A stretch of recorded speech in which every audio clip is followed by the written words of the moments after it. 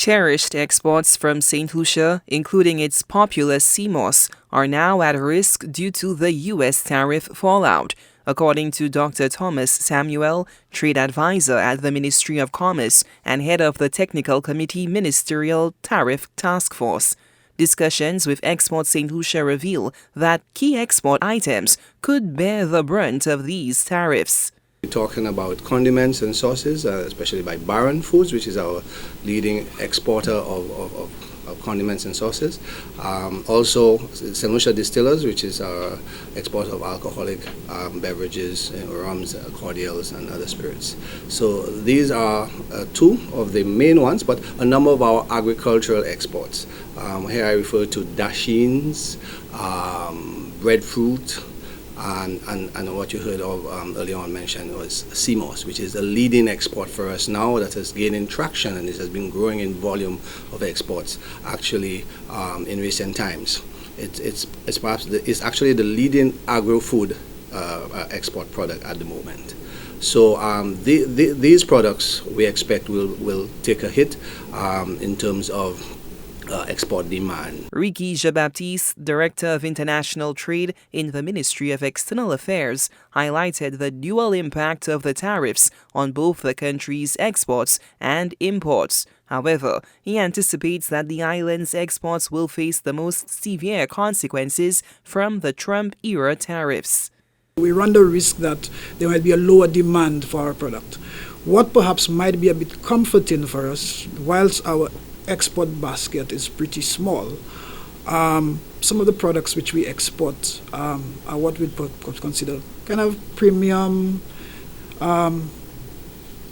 essentials. So for instance, we have our dashin is not necessarily, is preferred not because of it's a different species.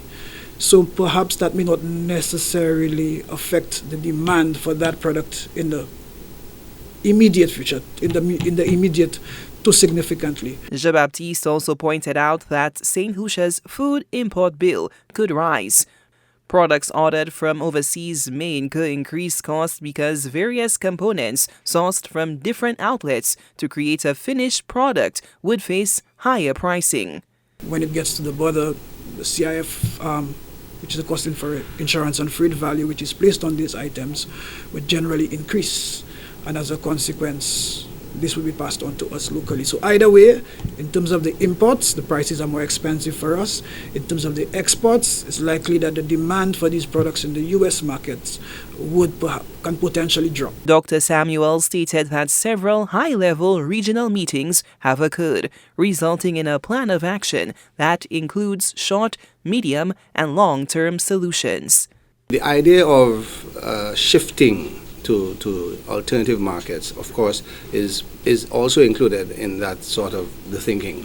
But as you would appreciate, as Ricky indicated, that does take some time to put in place. So it's not an immediate or short-term measure. It would require establishing contacts, business contacts, signing contracts, dealing with the supply chain, because it's changing the supply chain.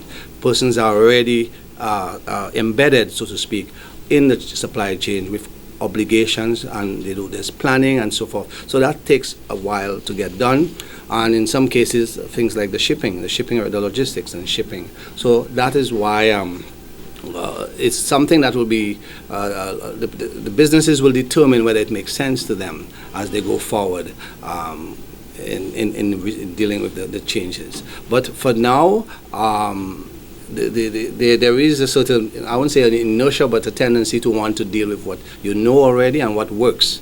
And so that's why we would first try to get around any impediments. Officials are advising the public to prepare for potentially higher costs of goods, citing uncertainty in the global market and the ongoing trade war.